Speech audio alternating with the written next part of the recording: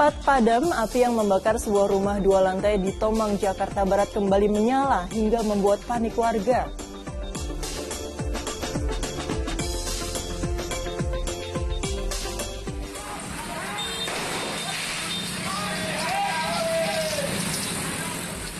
Menggunakan senjata tajam dan petasan, 2 kelompok pelajar saling serang di Bogor, Jawa Barat.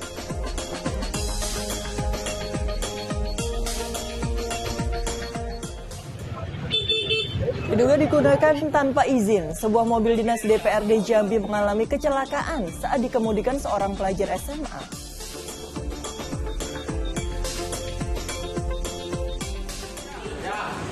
Proses evakuasi seorang ibu hamil yang tengah sakit dari lantai 2 rumahnya di Matraman, Jakarta Timur berlangsung dramatis.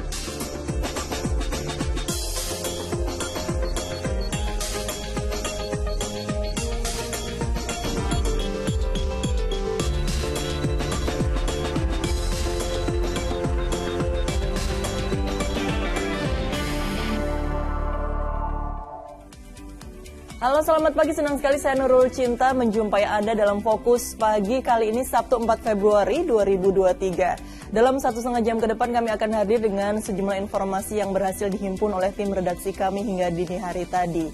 Dan kita mulai saja dari informasi pertama, sebuah rumah 2 lantai yang berada di permukiman padat di Tomang, Jakarta Barat terbakar. Diduga api dipicu dari ledakan tabung gas LPG yang bocor.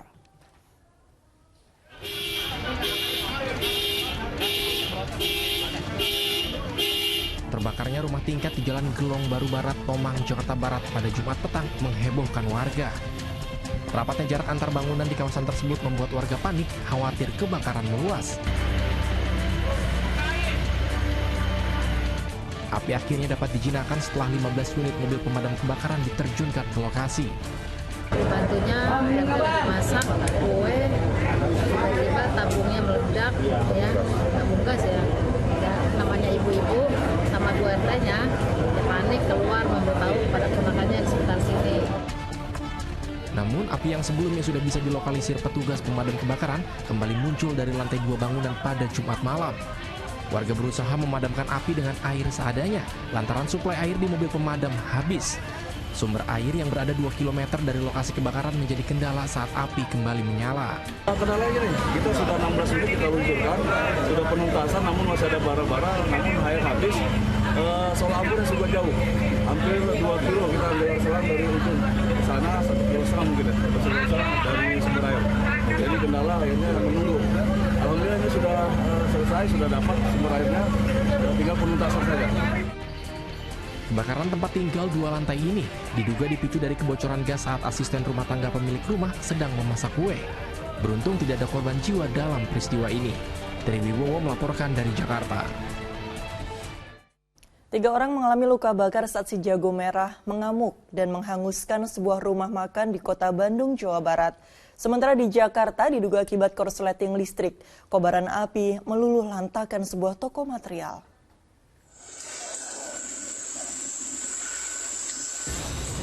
Suku Dinas Penanggulangan Kebakaran dan Penyelamatan Jakarta Selatan langsung berupaya melokalisir api yang menghanguskan sebuah toko material di Jalan Wijaya Kusuma, Cilandak agar tak menjalar ke bangunan di sekitarnya. Namun, banyaknya material yang mudah terbakar membuat api membesar dan menghabiskan seluruh bangunan toko.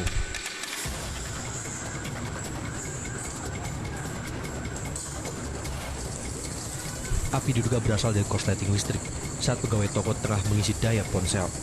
Percikan api kemudian menyambar bahan yang mudah terbakar dan membesar. Besarnya kobaran api membuat pemilik toko hanya bisa menyelamatkan beberapa barang dagangan.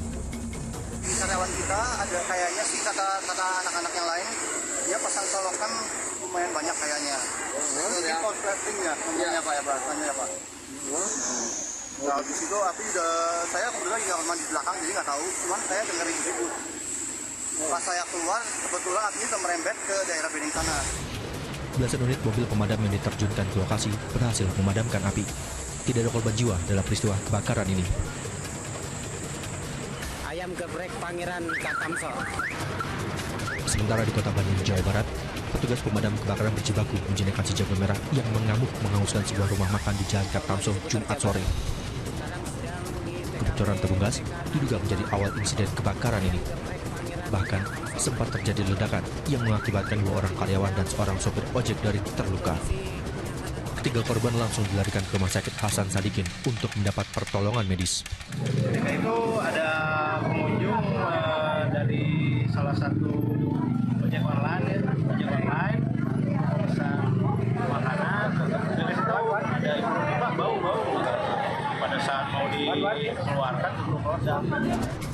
5 unit mobil pemadam kebakaran berhasil memadamkan api 1 jam kemudian. Tim Liputan melaporkan. Kita beralih ke informasi lain, seorang bakal calon anggota DPD RI Dapil Bengkulu yang juga pimpinan redaksi sebuah media daring ditembak saat akan sholat Jumat. Korban dilarikan ke rumah sakit karena luka tembak di punggungnya.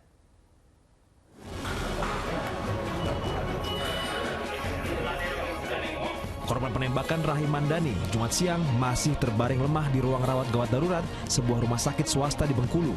Pria yang merupakan bakal calon anggota DPD RI daerah pemilihan Bengkulu itu ditembak ketika akan menunaikan sholat Jumat di masjid dekat rumahnya di Gang Kinal Baru, Kota Bengkulu. Akibatnya, korban menderita luka tembak di bagian punggung belakang yang tembus hingga lengan kiri. Pelaku yang berjumlah 2 orang mengendarai sepeda motor dan mengenakan helm dengan muka tertutup langsung kabur usai menembak. Pelaku sementara 2 orang dari keterangannya ya. Oke. Belum. Ya karena pelaku ini menggunakan sepeda motor, pakai helm, pakai jaket, seperti itu. Kayaknya memang profesional ya pelaku. Selain bakal calon anggota DPD RI, korban juga merupakan pimpinan redaksi sebuah media daring dan pernah menjadi anggota DPRD Provinsi Bengkulu. Ferry Susanto melaporkan dari Bengkulu.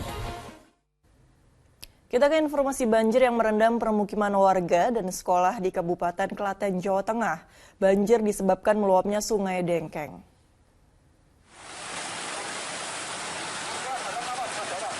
Anggota polisi ini mendorong sepeda motor yang mogok di tengah banjir yang merendam ruas Jalan Raya Cawas Pedan, Desa Plosowangi, Kecamatan Cawas, Kabupaten Klaten, Jumat pagi. Tak sedikit kendaraan mogok karena nekat menerobos banjir akibat Sungai Dengkeng di kawasan tersebut meluap. Tak hanya ruas jalan, banjir setinggi 50 cm juga merendam sekolah dan sejumlah rumah. Akibatnya kegiatan belajar mengajar terpaksa dilakukan secara daring. Ini dampak dari Sungai Dengkeng yang meluber ke utara. Tadi sekitar subuh, Pak. Sekitar subuh sudah masuk, langsung kami ya menginformasikan untuk siswa sementara belajar di rumah. Banjir juga merendam permukiman warga di 3 desa, yakni Desa Pelagu Trucuk, Desa Bawak Cawas, dan Desa Talang Bayat.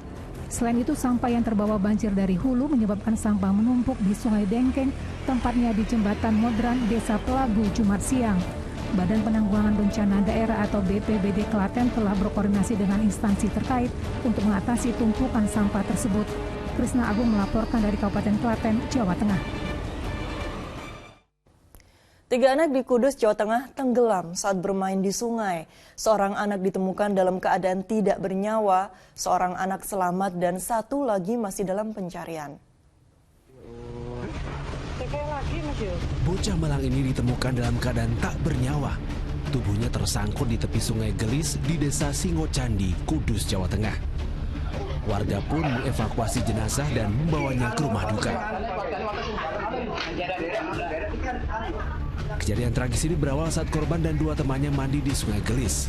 Ketika bocah tersebut terseret arus sungai yang deras, seorang bocah berhasil menyelamatkan diri. Sementara 1 korban ditemukan tewas dan seorang lainnya masih dalam pencarian. Kita penyisiran lewat jalan dan air sama perahu.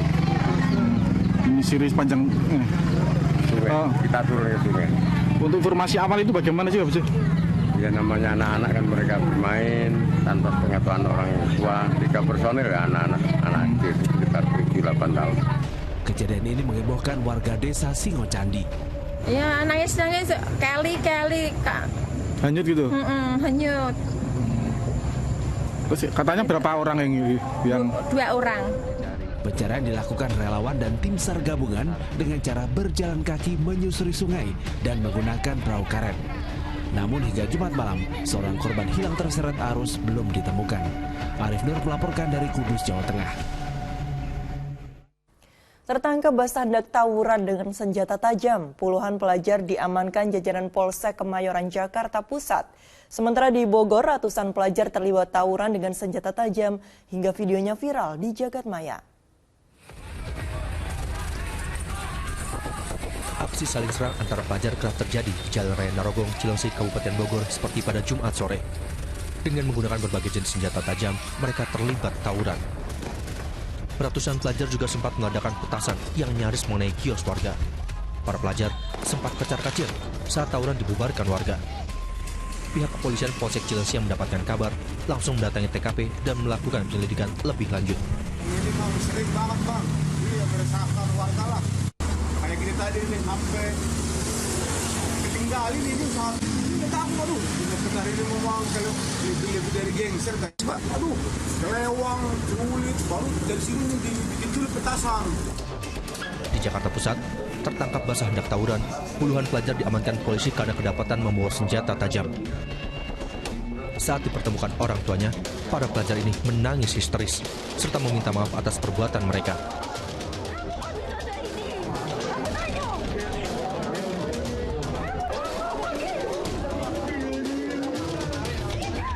Jika dari hasil pemeriksaan terbukti adanya kepemilikan senjata tajam, maka para pelajar terancam mendapat sanksi pencabutan kepemilikan KJP hingga dikeluarkan dari sekolah.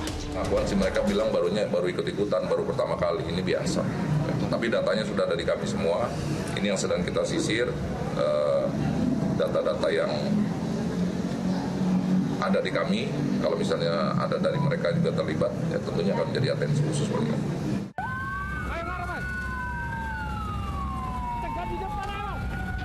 Para orang tua siswa di Probolinggo, Jawa Timur juga dibuat panik lantaran segerombolan pelajar dari sekolah lain menyerang sekolah tempat anaknya belajar. Nyaris terjadi tawuran antar pelajar jika polisi tidak segera menghalau dan mengamankan sejumlah pelajar yang terlibat. Dari puluhan pelajar yang berhasil diamankan, belasan diantaranya terindikasi terlibat langsung penyerangan. Selain menggeledah sepeda motor, polisi terpaksa menahan sejumlah pelajar untuk pembinaan. Tim Liputan melaporkan. Usai kumandang azan subuh untuk wilayah ibu kota DKI Jakarta dan sekitarnya, kami akan hadir dengan sejumlah informasi menarik lain. Di antaranya diduga digunakan tanpa izin, sebuah mobil dinas DPRD Jambi mengalami kecelakaan saat dikemudikan seorang pelajar SMA. Tetaplah bersama Fokus Pagi.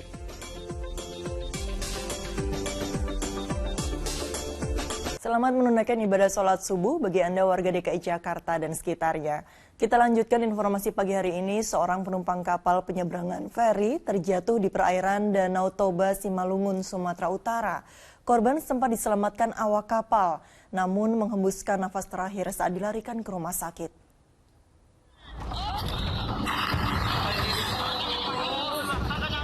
Inilah saat sejumlah awak kapal mencoba menyelamatkan seorang penumpang kapal yang terjatuh di perairan Danau Toba, Sumatera Utara. Keluarga dan petugas mengevakuasinya ke Rumah Sakit Umum Daerah Parapat. Namun dalam perjalanan, wanita itu meninggal dunia. Peristiwa terjadi ketika korban bersama keluarganya akan pergi berwisata ke Pulau Samosir. Namun saat kapal baru beberapa mil meninggalkan pelabuhan Ajibata, wanita itu terjatuh ke Danau Toba. Keluarganya yang melihat korban berenang di bagian belakang kapal, lalu meminta awak kapal untuk menolongnya. Sementara itu, karena kematian korban diyakini disebabkan kecelakaan, keluarganya tidak akan melakukan penuntutan terhadap perusahaan pengelola penyeberangan tersebut. Yan Asmara melaporkan dari Simalungun, Sumatera Utara. Mobil elf yang mengangkut rombongan hajatan terguling di Jombang, Jawa Timur. Diduga sopir mengebut dan nekat menyalip dari sisi kiri jalan.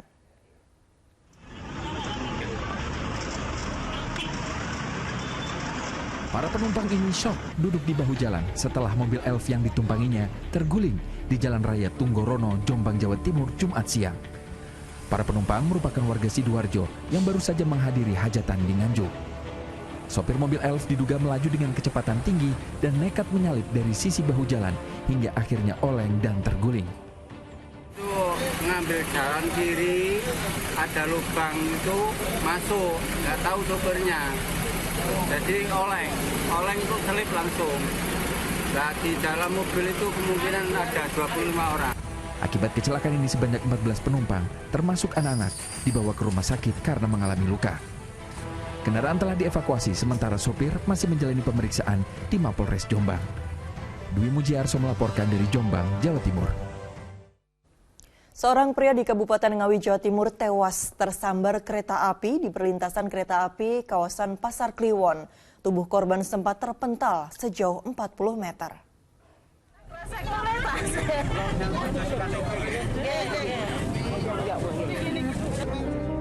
Dua wanita ini tak kuasa menahan tangis mengetahui majikannya bernama Widodo tewas tertabrak kereta api di perlintasan kereta di kawasan Pasar Kliwon, Desa Kepas, Kecamatan Geneng, Kabupaten Ngawi, Jumat siang.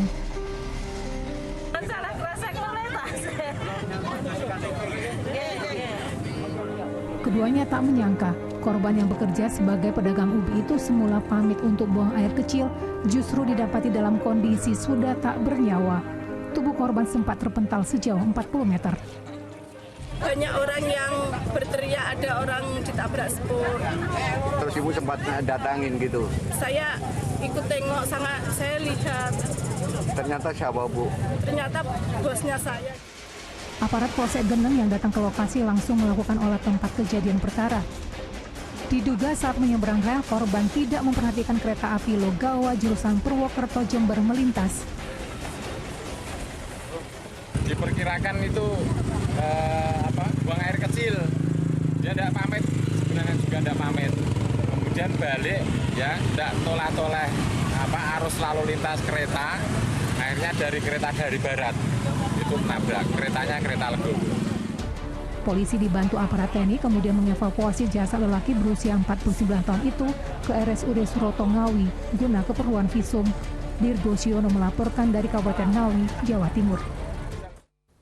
Mobil dinas DPRD Jambi mengalami kecelakaan saat dikemudikan seorang pelajar SMA.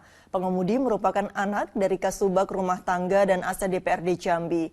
Diduga mobil dibawa tanpa seizin pimpinan. Kita saksikan selengkapnya dalam Indonesia Viral.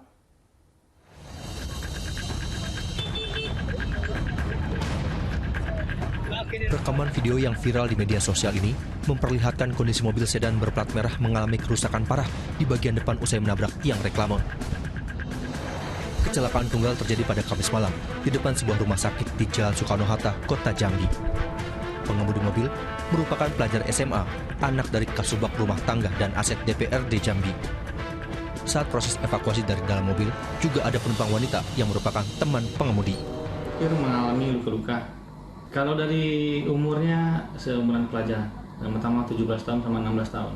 Oh, pasangan kekasih atau gimana?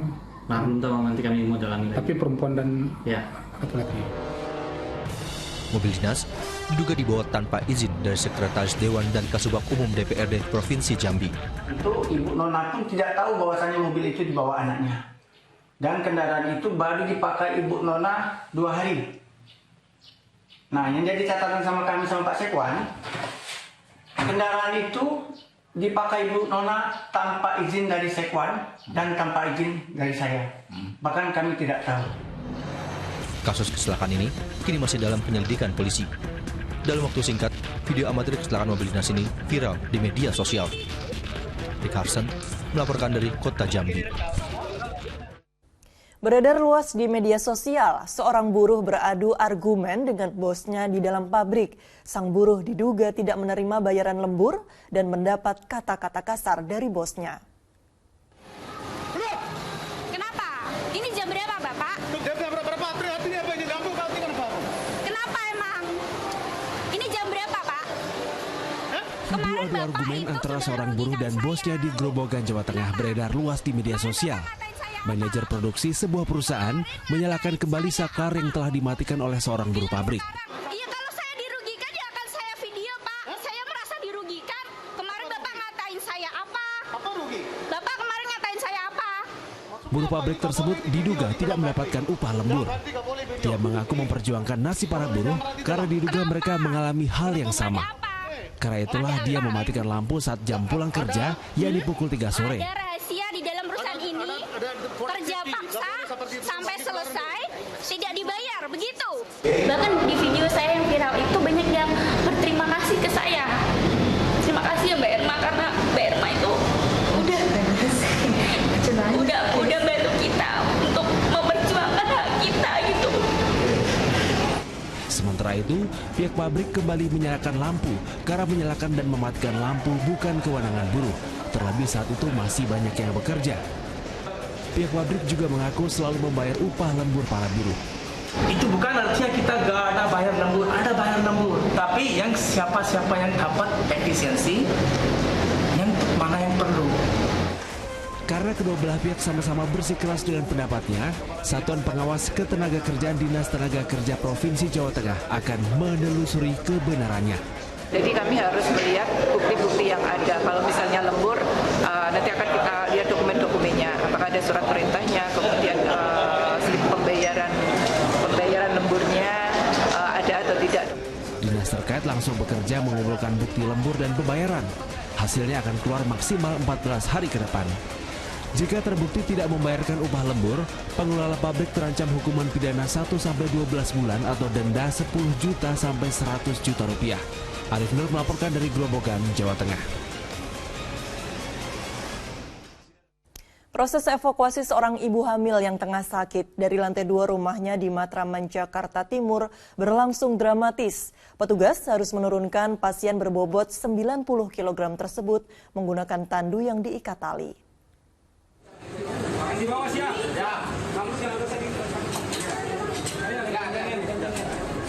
Ekstra hati-hati, petugas menurunkan ibu hamil dari lantai 2 rumahnya di kawasan Utan Kayu Selatan, Matraman, Jakarta Timur, Jumat petang.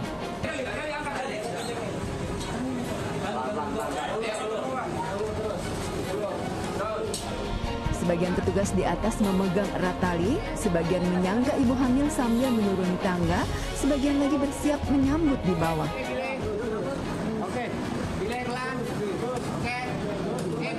Setelah lebih kurang 30 menit, sang ibu hamil bisa dievakuasi, lalu dilarikan ke Rumah Sakit Budi Asih, Jakarta Timur. Tak kurang dari 10 petugas penanggulangan kebakaran dan penyelamatan Gulkarmat Sektor Matraman dilibatkan dalam proses evakuasi.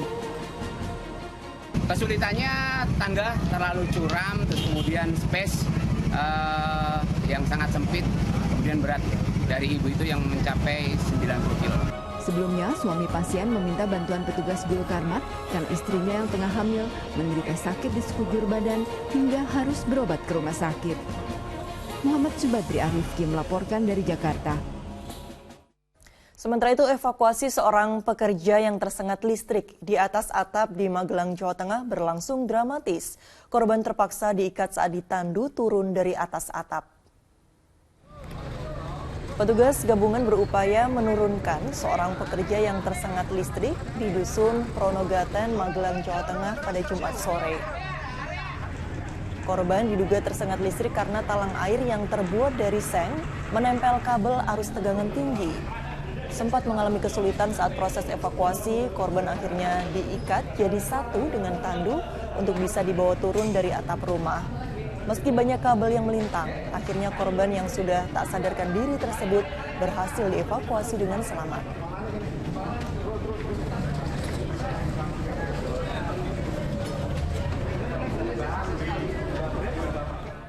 Kasus dugaan percobaan penculikan anak kembali terjadi di Grobogan, Jawa Tengah. Kali ini menimpa seorang siswa sekolah dasar yang ketakutan karena menyangka akan diculik oleh orang tak dikenal.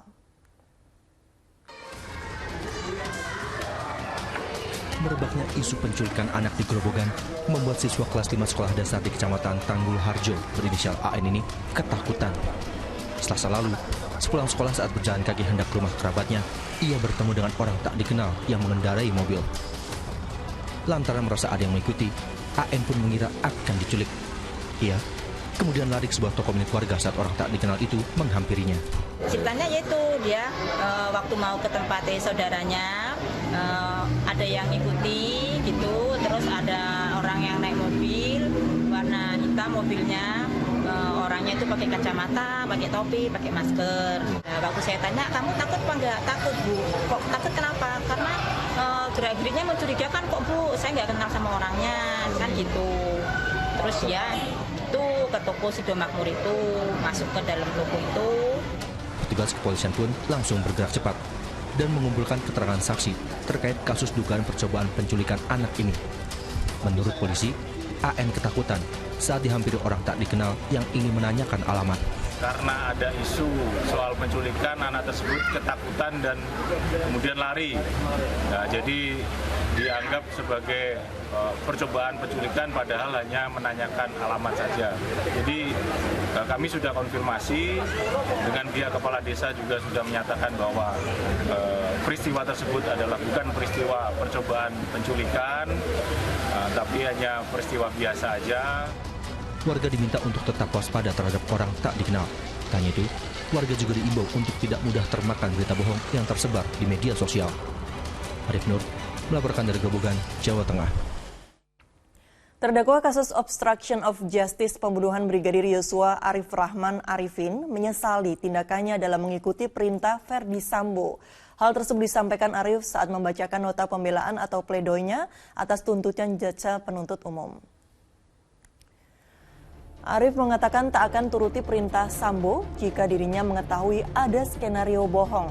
Mantan Wakaden B, Biro Paminal Propam Polri itu mengaku sempat tersentuh dengan cerita miris dugaan pelecehan yang dialami Putri Chandrawati. Arif juga tak bisa menolak semua perintah Sambo karena faktor jabatan Sambo saat itu.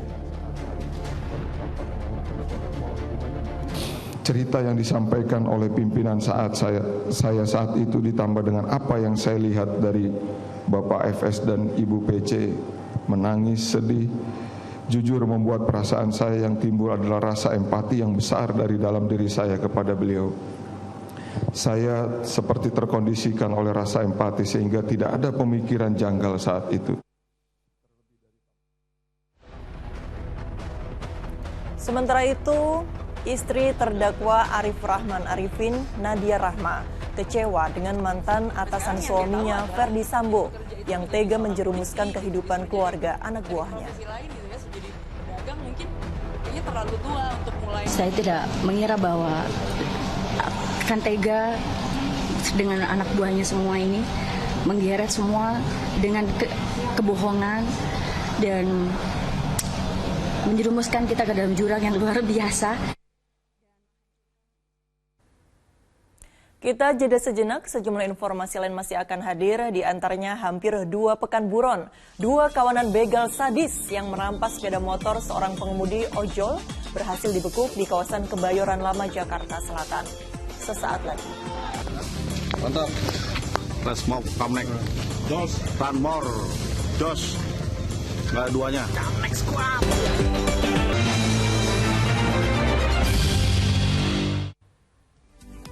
Anda masih menyaksikan Fokus Pagi, pemirsa. 15 hari buron. 2 kawanan begal sadis berhasil dibekuk di tempat persembunyiannya di kawasan Kebayoran Lama, Jakarta Selatan.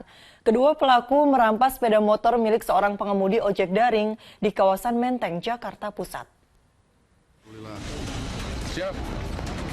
2 pria kawanan begal ini tak berkutik saat diringkus di tempat persembunyiannya di sebuah lahan kosong di kawasan Kebayoran Lama, Jakarta Selatan, Kamis dini hari. Keduanya berhasil ditangkap setelah 15 hari diburu polisi. Sebelum dibekuk, kedua pelaku sempat kabur dari kejaran petugas. Begal.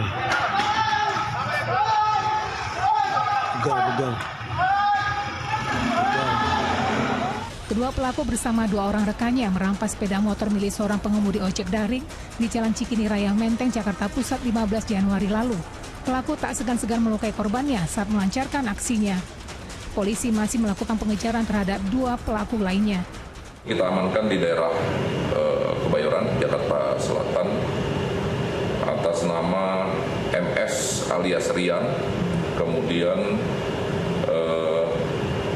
ES alias Evo. Sementara 2 orang lagi yang kita buru. Akibat perbuatannya, kedua tersangka terancam hukuman 12 tahun penjara. Don Vito Samarta melaporkan dari Jakarta. Seorang pria di Tasikmalaya, Jawa Barat tewas di tangan adiknya setelah terlibat cekcok. Diduga pertengkaran antara korban dan terduga pelaku dipicu suara musik yang terlalu keras.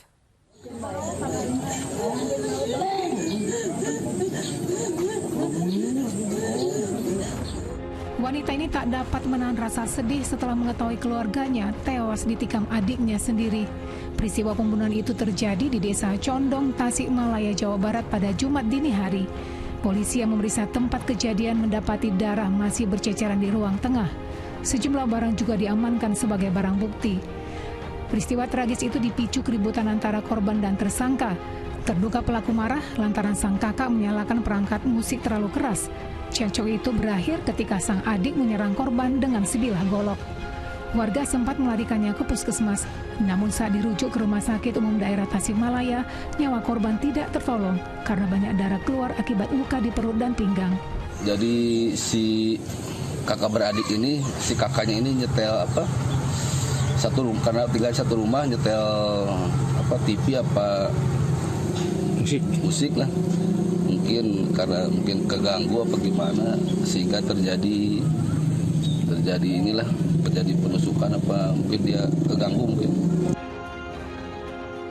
Usai divisum, korban kemudian dimakamkan keluarga di pemakaman umum desa.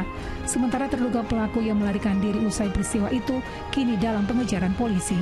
Eko Setiabudi melaporkan dari Tasikmalaya, Jawa Barat. Penemuan mayat pria yang mengambang di sungai desa Banjarbendo, Sidoarjo gegerkan warga setempat. Tidak ditemukan luka di tubuh korban yang belum diketahui identitasnya tersebut.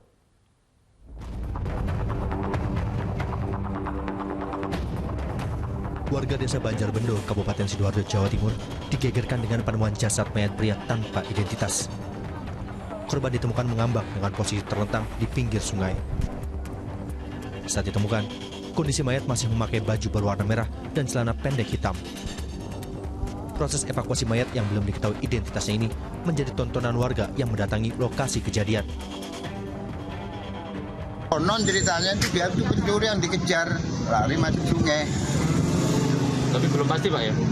Pastinya saya juga belum, ini masih katanya. Tadi dari pihak Alfamart juga dilakukan interogasi, tanya jawab sama kepolisian, memang faktanya begitu. Faktanya kalau dia pencuri Pak? Iya. Pihak kepolisian belum memberikan keterangan apapun terkait penemuan mayat ini. Seusai proses evakuasi, mayat pria yang diperkirakan berusia 40 tahun ini dibawa ke RSUD untuk diautopsi. Eko Yudo melaporkan dari Sidoarjo, Jawa Timur. Rasa curiga terhadap kesaktian Wawon menggandakan uang menyelamatkan Mega, warga Kabupaten Cianjur yang menjadi korban aksi pembunuhan berantai Wawon CS. Wawon yang mengaku sebagai dalang membujuk Mega untuk berangkat kerja ke luar negeri.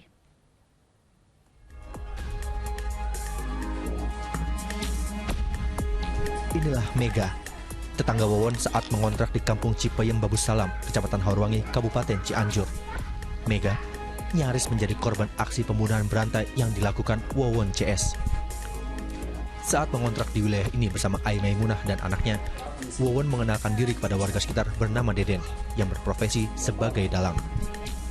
Kepada warga sekitar, Wawon mengaku mempunyai rumah mewah, mobil, dan warisan di wilayah Bandung. Ia mengaku sengaja mengontrak lantaran sedang ada pekerjaan di Cianjur. Wawon kemudian membujuk Mega untuk mau menjadi tenaga kerja wanita ke luar negeri. Bahkan, Wawon mengiming-imingi calon korbannya itu akan mendapat keuntungan besar jika mau mengikuti ajakannya.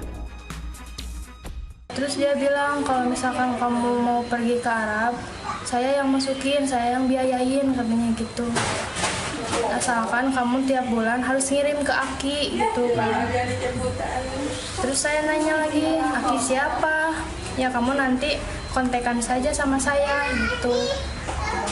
Terus gak mau, saya emang gak mau kerja, jawab saya gitu. Terus kata dia, ya udah kalau kamu gak pengen kaya gitu.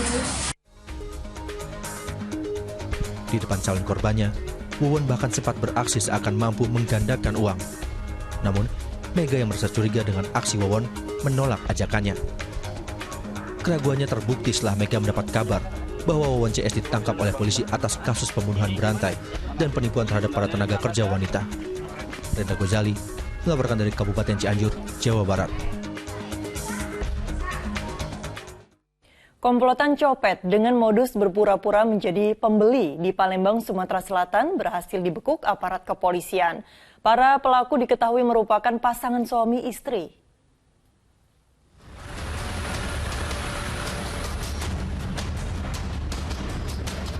Aksi pencopetan yang terjadi di salah satu pusat perbelanjaan di Palembang, Sumatera Selatan ini terekam kamera pengawas. Memanfaatkan situasi korban yang lengah saat berbelanja, tersangka pun dengan cepat menggasak telepon genggam dari dalam tas korban.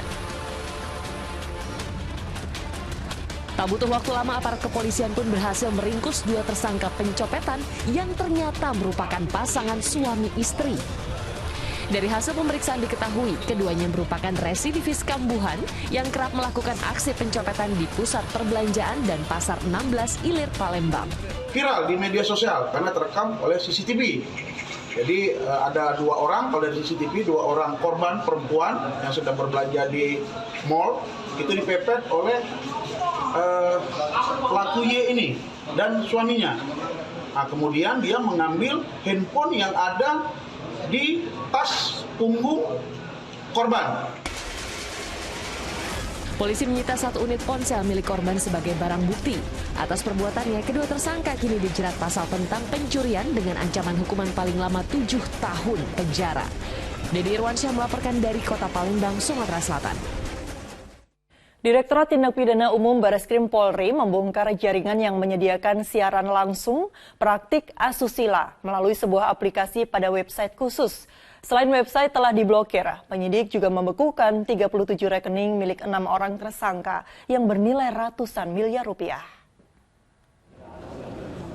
6 tersangka anggota jaringan penyedia siaran langsung tindakan asusila digiring petugas saat gelar perkara pada Jumat siang.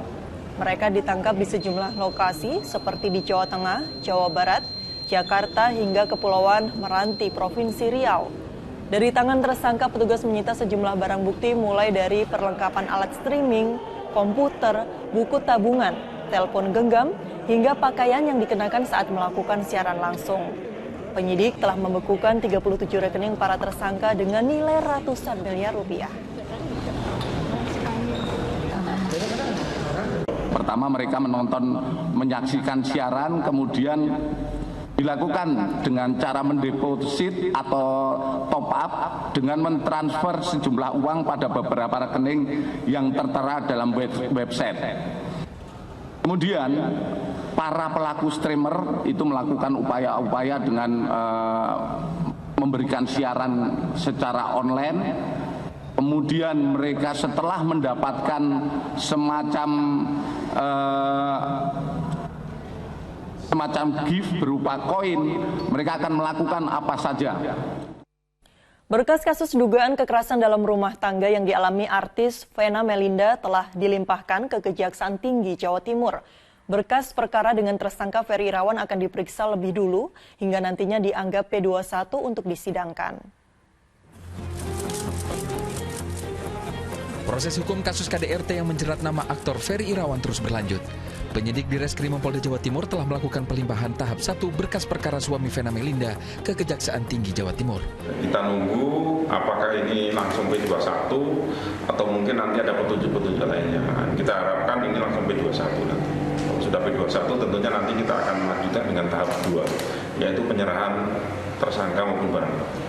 Polisi telah memeriksa 9 orang saksi, menyita barang bukti berupa rekaman CCTV kejadian tanggal 8 Januari dan sejumlah pakaian berisikan bercak darah. Peristiwa KDRT dimulai dengan cekcok Ferry dan Vena Melinda di sebuah hotel di Kediri. Vena mengaku mendapat perlakuan kasar dari suami hingga terluka. Aktor Ferry Irawan telah ditahan sejak 16 Januari lalu. Ia dijerat Undang-Undang Kekerasan dalam Rumah Tangga dengan ancaman hukuman 5 tahun penjara. Rahmat Hidayat melaporkan dari Surabaya, Jawa Timur. 7 orang sindikat pemalsuan dokumen ijazah berhasil ditangkap di kawasan Tanjung Priok, Jakarta Utara. Dari tangan para tersangka, polisi mengamankan barang bukti berupa ijazah palsu hingga ratusan stempel. Jajaran Polres Pelabuhan Tanjung Priok, Jakarta Utara membeku kawanan sindikat pemalsuan dokumen berupa ijazah, sertifikat ujian nasional, akta nikah, dan ratusan stempel.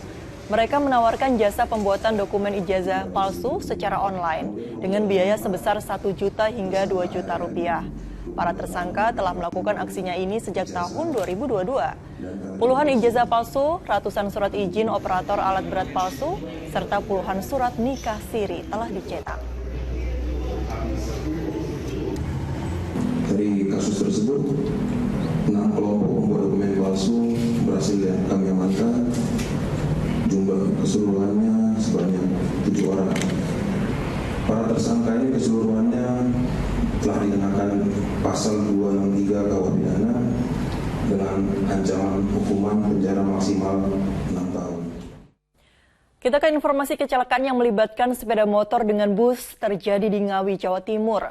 Kecelakaan itu menewaskan 2 pengendara motor yang berboncengan di lokasi kejadian. Tabrakan antara sepeda motor dan sebuah bus terjadi di Jalan Raya Ngawi menuju Solo, Desa Banjarbanggi, Ngawi, Jawa Timur. Kecelakaan ini menewaskan 2 pengendara motor warga Ngawi yang berkendara dengan berboncengan. Diduga sepeda motor yang melaju dengan kecepatan tinggi dari arah Ngawi menuju Solo berusaha mendahului truk yang ada di depannya. Naas pada saat yang bersamaan muncul bus yang melaju dari arah yang berlawanan hingga tabrakan pun tidak terhindarkan.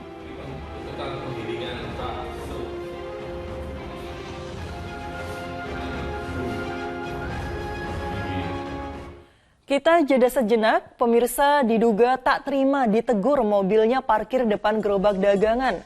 Seorang penjual martabak dianiaya oleh oknum berseragam PNS. Informasi selengkapnya usai jeda.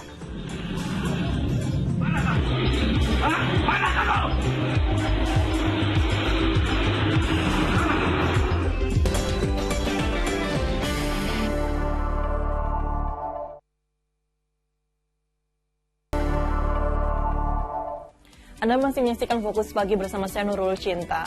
Pemirsa, lantaran terbakar api cemburu, seorang pria di Tangerang, Banten menganiaya istri sirinya hingga korban luka berat.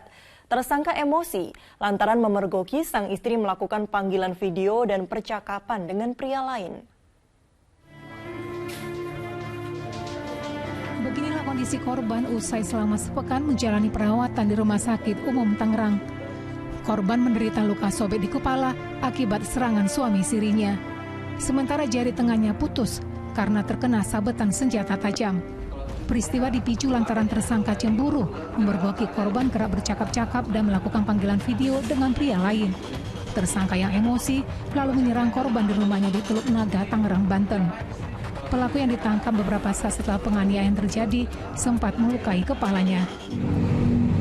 Suaminya Siri ini melakukan penganiayaan karena dia cemburu melihat istrinya selalu megang handphone dan melakukan chatting dengan pria lain. Tersangka terancam dihukum maksimal 12 tahun penjara karena dugaan melakukan penganiayaan yang mengakibatkan korban luka berat. Taufik Saleh melaporkan dari Tangerang, Banten. Seorang penjual martabak di Bandar Lampung, Lampung diduga dipukul oleh oknum PNS. Penganiayaan itu dipicu karena pelaku tidak diterima ketika diminta memindahkan mobilnya yang diparkir depan dagangan korban. Inilah rekaman kamera pengawas yang memperlihatkan seorang pedagang martabak yang mangkal di depan Rumah Sakit Geraha Husada, Bandar Lampung, Lampung. Diduga dianiaya oleh oknum PNS Senin lalu. Pelaku melontarkan kata-kata kasar dan memukul pedagang tersebut. Keributan sempat dilerai oleh warga, namun kemarahan pelaku kian menjadi hingga mengeluarkan sebatang besi dari mobilnya. Peristiwa penganiayaan itu terjadi saat pelaku tidak terima ketika diminta memindahkan mobilnya yang diparkir di depan dagangan korban. Marah-marah, terus ngambil besi, terus pengen ancam pengen mukul gitu.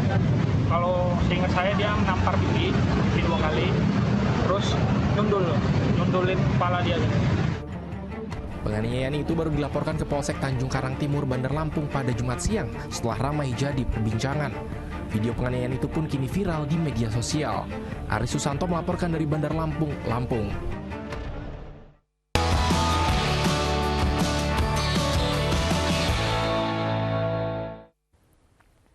Direktur Utama Bulog, Budi Waseso, Jumat siang melakukan pengecekan dan sidak pendistribusian pasokan beras premium Bulog ke pedagang di Pasar Induk Beras Cipinang, Jakarta Timur. Dalam sidak tersebut, ada pedagang bermain curang.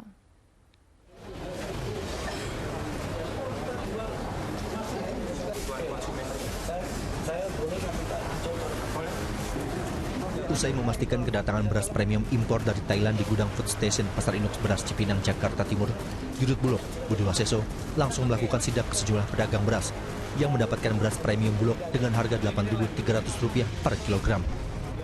Dari hasil sidak ke beberapa gudang pedagang beras yang ada di Pasar Induk Beras Cipinang, Budi Waseso menemukan adanya kecurangan.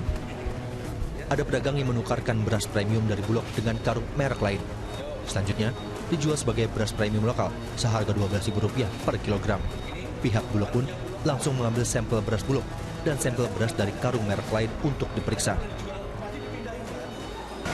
Karena harganya tertinggi. Dari Bulog tadi beli yang paling mahal 88, oke? Dari Bulog. Tapi begitu dipindahin karung premium dengan merek lain, langsung sah 12.000. Bulog rencananya akan meminta pihak Food Station Pasar Induk Beras Cipinang untuk melakukan pengawasan dan meminta agar beras premium yang didapat pedagang dari Bulog harus dijual tetap dengan karung logo Bulog untuk menghindari kecurangan pedagang. Muhammad Subadri Arifki melaporkan dari Jakarta. Harga beras naik, masyarakat menyerbu operasi pasar untuk mendapatkan beras dengan harga murah. Di Sukabumi, Jawa Barat, harga beras naik hingga Rp100.000 per karung. Kurangnya pasokan dan juga kondisi cuaca membuat harga beras di pasar semi-modern Cibadak, Kabupaten Sukabumi, Jawa Barat mahal. Saat ini harga beras mencapai Rp300.000 per karungnya dari yang awalnya Rp250.000 per karungnya dengan berat 25 kg. Sedangkan untuk harga eceran per liter beras kualitas medium dan premium juga mengalami kenaikan signifikan. Warga terpaksa mengurangi jumlah pembelian terkait kenaikan harga beras ini.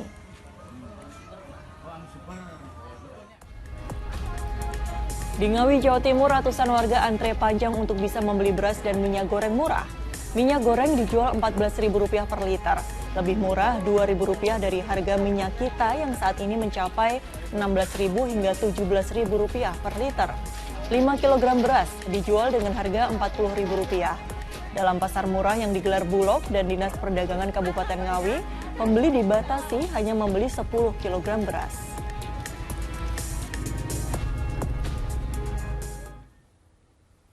Kenaikan harga bawang merah di sejumlah daerah dikeluhkan pembeli. Di Ponorogo, Jawa Timur misalnya, harga bawang merah menembus Rp45.000 per kilogram. Kondisi serupa terjadi di Banjarmasin, Kalimantan Selatan.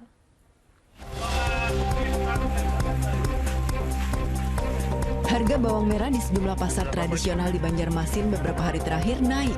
Di Pasar Harum Manis Banjarmasin Tengah misalnya, harga bawang merah yang semula Rp25.000 per kilogram, kini Rp30.000 per kilogram. Menurut pedagang, kenaikan dipicu gagal panen yang dialami para petani bawang di Pulau Jawa, sehingga pasokan bawang merah dari Sulawesi yang biasanya membanjiri pasar di Banjarmasin mengalir ke Pulau Jawa. Memang Pak Jawa belum ada panen. Belum ada pemasaran ya jelas? Belum ada panen Jawa. Akhirnya Jawa ini tarik begitu banyak ditarik ke Jawa semua barang. Kenaikan harga bawang merah juga terjadi di Ponorogo, Jawa Timur. Di Pasar Songgolangit, harga bahkan meroket hingga menembus angka Rp45.000 per kilogram. Ya mahal. Mahal? Iya, yang beli itu kasihan kalau mahal-mahal Mas. Tapi tetap dibeli ya Mbak? Iya dong, bagaimana masa kalau enggak kalau barang bawang. Belinya bagaimana? Ini hanya sedikit-sedikit. Kayaknya udah 3 hari. 3 hari? 3 hari. Sebabnya kenapa Bu naik? Kayaknya stoknya belum ada. Stoknya belum ada, keadaannya panennya ya belum nggak terlalu banyak. Menurut kalangan pedagang, berkurangnya stok bawang merah akibat banyak petani bawang mengalami gagal panen. Selain bawang merah, harga bawang putih ikut naik dari Rp16.000 per kilogram menjadi Rp23.000 per kilogram. Tim Liputan Indosiar melaporkan.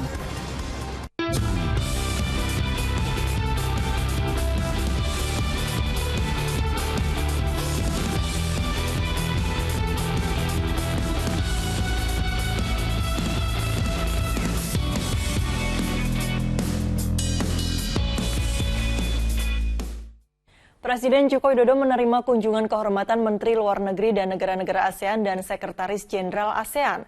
Pertemuan itu menjadi awal dari rangkaian pertemuan ASEAN di bawah keketuaan Indonesia. Pertemuan berlangsung di Istana Merdeka, Jakarta, Jumat pagi.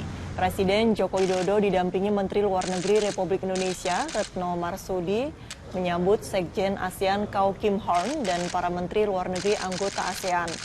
Ada 2 hal yang ditekankan Presiden Jokowi dalam pertemuan ini.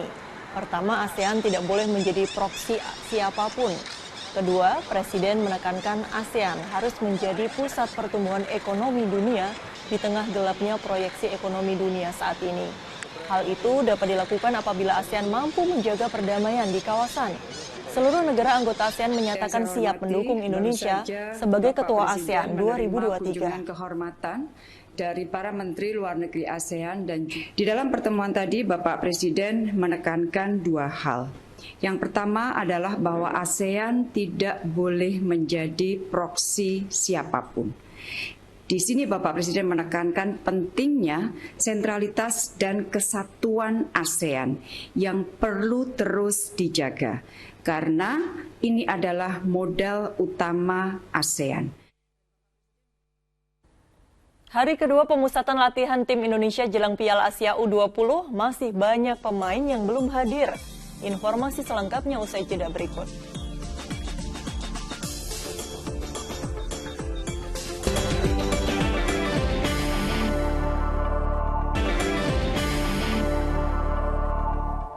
Anda masih menyaksikan Fokus Pagi bersama saya Nurul Cinta.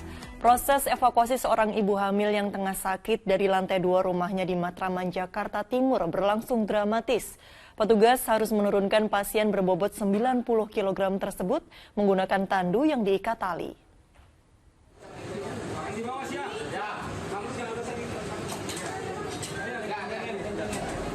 Ekstra hati-hati, petugas menurunkan ibu hamil dari lantai 2 rumahnya di kawasan Utan Kayu Selatan, Matraman, Jakarta Timur, Jumat petang.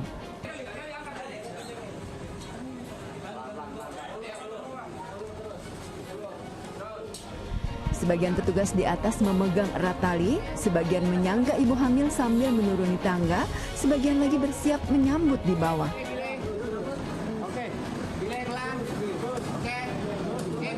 Setelah lebih kurang 30 menit, sang ibu hamil bisa dievakuasi, lalu dilarikan ke Rumah Sakit Budi Asih, Jakarta Timur.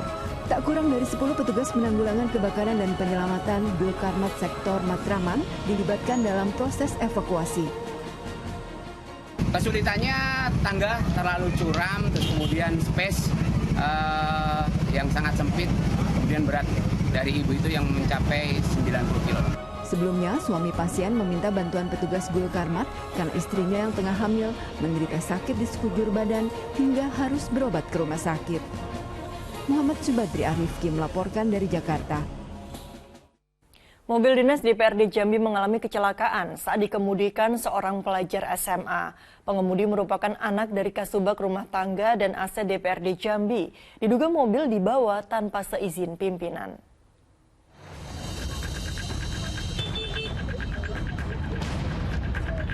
Rekaman video yang viral di media sosial ini memperlihatkan kondisi mobil sedan berplat merah mengalami kerusakan parah di bagian depan usai menabrak tiang reklame. Kecelakaan tunggal terjadi pada Kamis malam di depan sebuah rumah sakit di Jalan Soekarno-Hatta, Kota Jambi. Pengemudi mobil merupakan pelajar SMA, anak dari Kasubag Rumah Tangga dan Aset DPRD Jambi. Saat proses evakuasi dari dalam mobil, juga ada penumpang wanita yang merupakan teman pengemudi. Dia mengalami luka-luka. Kalau dari umurnya seumuran pelajar, yang pertama 17 tahun sama 16 tahun. Oh, pasangan kekasih atau gimana? Nah, belum tahu, nanti kami mau dalami lagi. Tapi perempuan dan ya, laki-laki. Mobil dinas diduga dibawa tanpa izin dari Sekretaris Dewan dan Kasubag Umum DPRD Provinsi Jambi. Itu Ibu Nona pun tidak tahu bahwasannya mobil itu dibawa anaknya. Dan kendaraan itu baru dipakai Ibu Nona 2 hari. Nah, yang jadi catatan sama kami sama Pak Sekwan, kendaraan itu dipakai Ibu Nona tanpa izin dari Sekwan dan tanpa izin dari saya. Bahkan kami tidak tahu. Kasus kecelakaan ini kini masih dalam penyelidikan polisi. Dalam waktu singkat, video amatir kecelakaan mobil dinas ini viral di media sosial. Rick Carson melaporkan dari Kota Jambi. Di hari kedua pemusatan latihan tim Indonesia jelang Piala Asia U20, masih banyak pemain yang belum hadir. Pelatih tim U20 Shin Tae-yong meminta klub agar melepas pemain demi mematangkan persiapan.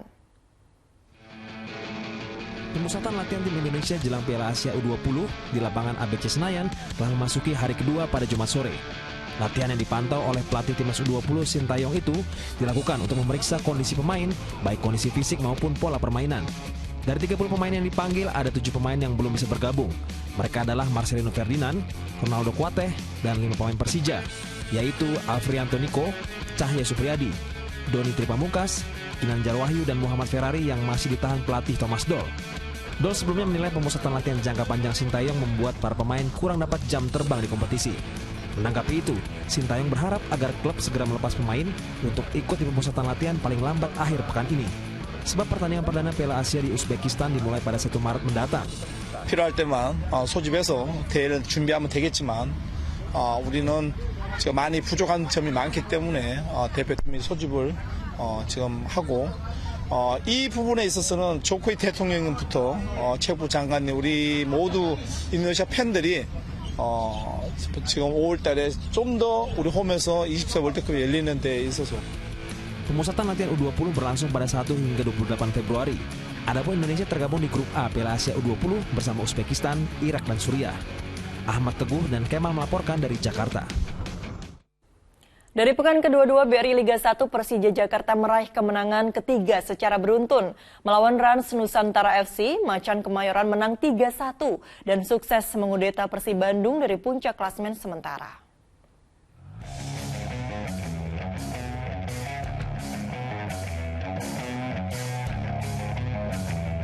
Persija Jakarta yang meraih 2 kemenangan beruntun berupaya meneruskan tren positif ketika menjamu Rans Nusantara FC di Stadion Patriot Candrabaga, Bekasi, Jawa Barat, pekan ke-22 BRI Liga 1 Jumat sore.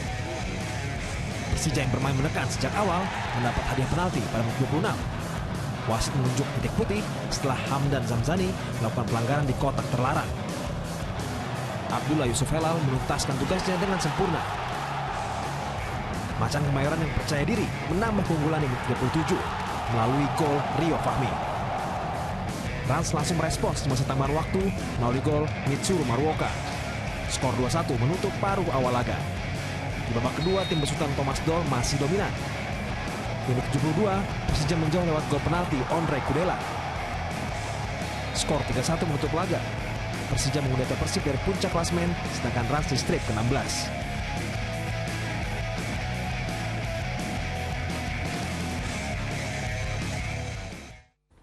Kita ke informasi selanjutnya. Bagi para pecinta hiasan dan hidangan Nusantara, tak ada salahnya untuk berkunjung ke Pusat Perbelanjaan Sarinah Tamrin, Jakarta Pusat untuk mengisi waktu akhir pekan Anda. Sementara di Taman Impian Jaya Ancol, sebanyak 20.000 tiket gratis yang dibagikan sudah terpesan seluruhnya atau sudah mencapai kuota pengunjung.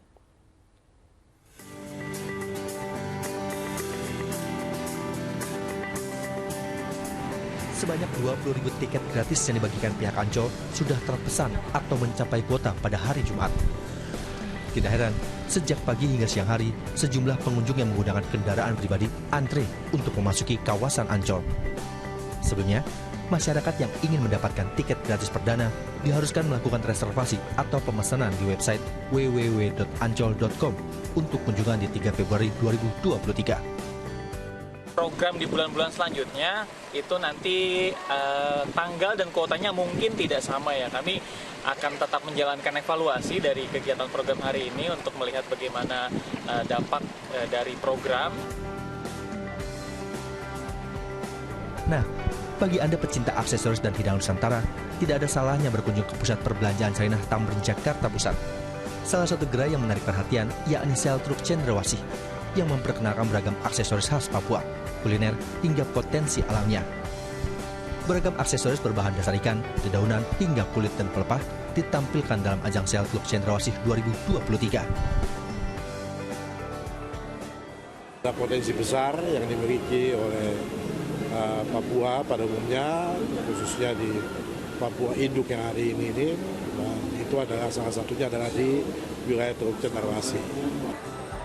Rencananya, sel Teluk Cendrawasih 2023 akan digelar secara terbuka di Papua pada bulan Agustus mendatang di Kabupaten Biak, Numfor, Papua. Tim Liputan melaporkan. Indosiar terus berbagi kebahagiaan di hari ulang tahunnya yang ke-28 dengan memberikan modal usaha bagi pedagang hingga menraktir warga makan gratis. Di Banyumas, Jawa Tengah, sebuah warung pecel diborong Indosiar untuk dibagikan ke warga. Sementara di Bengkulu, 80 porsi mie ayam habis kurang dari 2 jam.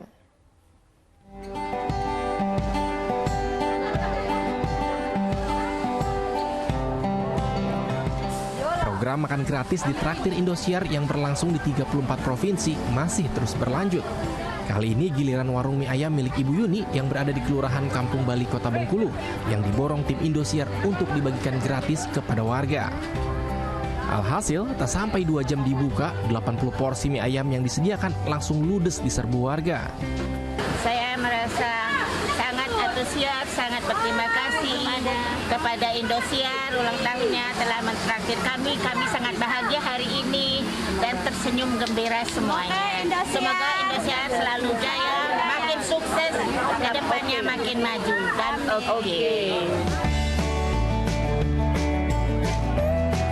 Selain warga yang senang, aksi sosial di traktir Indosiar ini juga disambut bahagia Ibu Yuni sebagai pedagang. Karena bukan hanya makanan saja yang diborong, ia juga mendapat tambahan modal usaha senilai 2,8 juta rupiah dari Indosiar. Terima kasih Indosiar, hidup Indosiar, Indosiar luar biasa. Desaan Ibu sekarang sangat bangga sekali dan merasa senang sekali karena kehadiran Indosiar. Dan dalam ulang tahun Indosiar yang ke-28 ini, Ibu ucapkan semoga Indosiar selalu maju, selalu jaya. Kebahagiaan warga atas kehadiran program di traktir Indosiar juga dirasakan di Kabupaten Banyumas, Jawa Tengah. Sebuah warung lontong pecel yang berada di Desa Pekundian ludes diserbu warga. Dalam rangka ulang tahun Indosiar yang ke-28 tahun, kami memborong warung lontong pecel sejumlah 120 porsi senilai Rp780.000. Sebelum menyantap makanan, warga berinisiatif untuk melakukan doa bersama lebih dulu. Setelah itu, 100 lebih porsi pecel habis dalam waktu singkat. Tak hanya memborong makanan, Indosiar juga memberikan modal usaha bagi pedagang dengan memberikan uang tunai sebesar 2,8 juta rupiah. Terima kasih Indosiar sudah memborong dagangan saya dan terima kasih juga atas bantuan modal yang sudah diberikan. Indosiar luar biasa. Traktir makan gratis dan pemberian modal usaha dari Indosiar ini diharapkan bisa membantu kesulitan ekonomi warga dan pedagang di masa sulit pasca pandemi. Indosiar luar biasa. Yes. Tim Liputan melaporkan. Laporan tadi menutup kebersamaan kita dalam Fokus Pagi hari ini. Usai Fokus Pagi, jangan lewatkan untuk menyaksikan program Panggilan. Mewakili tim redaksi dan kerabat kerja yang bertugas, saya Nurul Cinta pamit. Selamat pagi, sampai jumpa.